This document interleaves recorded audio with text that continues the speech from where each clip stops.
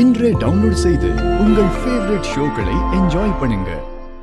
உனக்கு எவ்வளவு தைரியம் இருந்தா என் தங்கச்சி புருஷனுக்கே பிண்டம் வைக்கிறியா? உங்க தங்கச்சி புருஷனாவே இருந்திருந்தார்னா பிண்டம் வைக்க வேண்டிய அவசியம் எனக்கு ஏன் வரப்போகுது? வர்றதுக்கான ரூட்டை நீங்க போட்டு கொடுத்துட்டு வந்துட்டான்னு அவன் மேல குறை சொல்றீங்களா? யார் ரூட் போட்டாங்க? அந்த ஆள் எங்க வாழ்க்கையில இருந்து உங்க வீட்டுல அடி எடுத்து வச்சப்போவே அந்த ஆளை நாங்க எப்பவோ மறந்துட்டோம். இத்தனை வருஷமா அந்த ஆளு நாங்க இல்ல நினைச்சுதான் வாழ்ந்தோம். நிஜமாவே அவன் பக்கம் திரும்பி பார்க்க கூடாதுன்னு நினைச்சிருந்தா அப்புறம் ஏன் விடாம அவனை இப்படி துரத்துறீங்க? உங்க குடும்பமே வேணான்னுதான் அந்த ஊரை விட்டு இந்த ஊருக்கு வந்தோம். நீங்க இங்கேயும் வந்துட்டீங்க. அவனை இப்ப உங்க வீட்டுக்கே வர வச்சிட்டு இருக்கீங்க. வானு வெத்தலை பாக்க வச்சு அந்த ஆளை யாரும் இங்க அழைக்கலங்க. இங்க வரத உங்களால தடுக்க முடியல. அதுக்காக எங்க கிட்ட வந்து எங்க கிட்ட உங்க பலத்தை காட்டிக்கிட்டு இருக்கீங்களா? உங்க வீட்டுக்கு வர வேண்டிய தலையெழுத்து அவனுக்கு என்ன இருக்கு? சொத்து இல்லையா, அந்தஸ்து இல்லையா? உங்க கிட்ட இருக்கிறத விட அங்க பல மடங்கு அதிகமா இருக்கு. அது எல்லாத்தையும் உதறி தள்ளிட்டு வர வேண்டிய அவசியம் அவனுக்கு என்ன இருக்கு? உங்க கிட்ட இருக்கிறது எங்க கிட்ட வேணும்னா இருக்காம போகலாம். ஆனா எங்க கிட்ட இருக்கிறது உறுதியா என்னால சொல்ல முடியும், உங்ககிட்ட அது கிடையாது. அது அன்பு, பாசம், மரியாதை.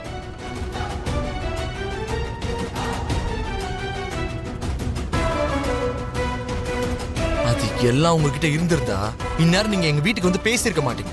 எங்க அம்மாவை கண்டபடி திட்டி இருக்க மாட்டீங்க. திட்டுவோண்டா. நீ என் தங்கச்சி புருஷனுக்கு பிண்டம் வச்சிருக்க. அது உண்மையா இருந்து என் தங்கச்சி நெத்தியில இருக்கிற குங்குமம் அழியிற நிலைமை வந்தா அதை பார்த்துக்கிட்டு தாங்கிக்கிற சக்தி எனக்கு இல்ல. புருஷன் இல்லாம ஒருவேளை தனியா வாழ வேண்டிய நிலைமை என் தங்கச்சிக்கு வந்துச்சுன்னா அதுக்கு காரணம் நீயா தான் இருப்ப. இந்த விஷயத்த நான் எப்பவோ பண்ணிருக்கணும்ல, லேட் பண்ணிட்டேன். அதனாலதான் உங்க தங்கச்சி எங்க வீட்டுக்கு வந்து பேசக்கூடாத வார்த்தையெல்லாம் பேசியிருக்காங்க.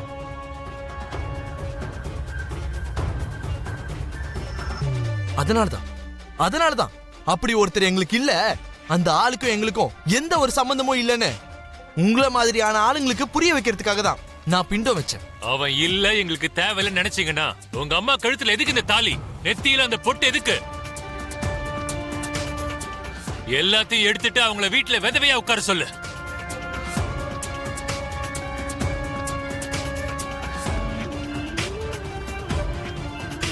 ஊரு விட்டு வந்தா நீங்களும் பின்னாடியே வந்து எங்க வீட்டுக்கு பக்கத்திலேயே வந்து எதுக்கு எங்களை துரத்திட்டே இருக்கீங்க? எங்க வீட்டு ஆள எதுக்கு உங்க வீட்டுக்கு அடிக்கடி வர வைக்கிறீங்க? என் தங்கச்சிய எதுக்கு கஷ்டப்படுத்துறீங்க? யார் சுத்த வைக்கிறாங்க? யார் சுத்த வைக்கிறது? வேண்டான்னு சொன்னாலும் உங்க ஆளு தாங்க எங்க வீட்டு தேடி வர்றாரு. அவன் எதுக்கிட்ட வரப்போறான்? அவன் எதுக்கிட்ட வரப்போறான்? உங்க ஆத்தா இப்படி இருக்கிறதுனால தேடி தேடி வரான். மரியாதை மரியாதை. உங்களுக்கு என்னடா மரியாதை? இன்னொருத்தி புருஷனை வீட்டுக்கு வர வைக்கிற உங்க அம்மா அதுக்கு ஒத்துழைக்கிற புள்ள.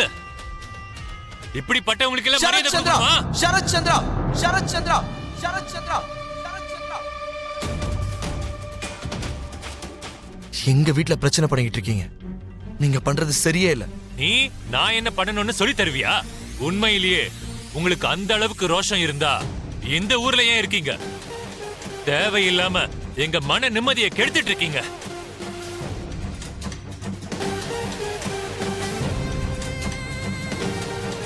ஆமாமா, உங்கள மாதிரி ஆளுக்கெல்லாம் அது ஒரு பப்ளிசிட்டி தானே. The great businessman Sarath Chandra தங்கச்சி புருஷனை ஒருத்தி வச்சிருக்கானா அது உங்க அம்மாவுக்கு தான் பெருமை. அதானே நிஜம்? அப்படி ஒருத்தன் உங்க வீட்டுக்கு அடிக்கடி வந்துட்டு போறான்னா உங்களுக்கு தான் பெருமை.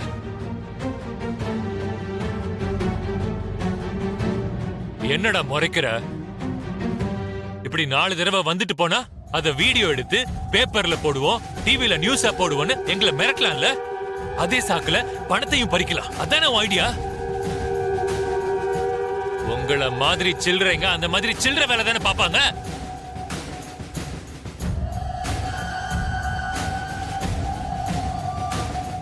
என் தங்கச்சி புருஷன் அவளை வச்சிருக்கான்னு சொன்னா உங்க அம்மாவுக்கு பெருமையா இருக்கா?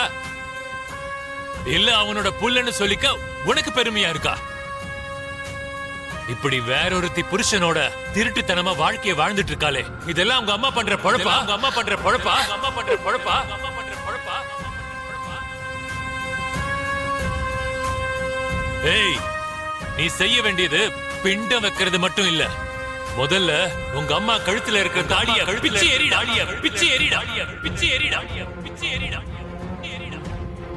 அந்த குங்குமத்தை அழிச்சிரு, குங்குமத்தை அழிச்சிரு, குங்குமத்தை அழிச்சிரு, குங்குமத்தை அழிச்சிரு, அழிச்சிரு.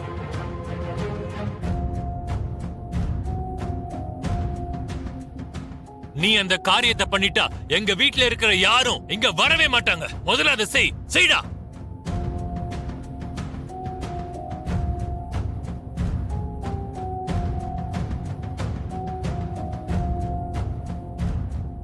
ஓ, உன்னால அதை பண்ண முடியாதுல்ல? அப்போ அந்த வேலைய நானே பண்றேன்டா, நானே பண்றேன்டா, நானே பண்றேன்டா, நானே பண்றேன்டா.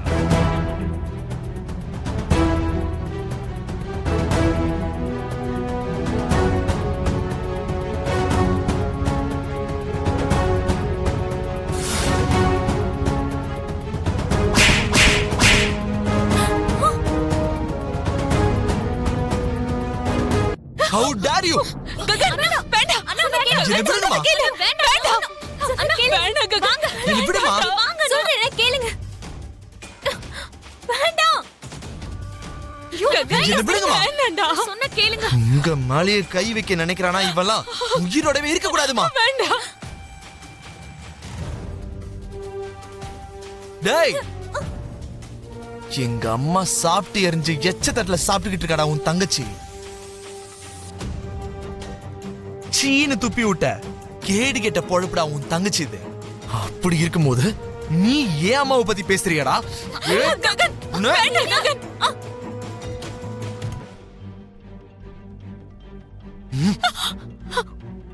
என் மேலேயே நீ கை வைக்கிறியா? உன்னை என்ன பண்றேன் பாரு.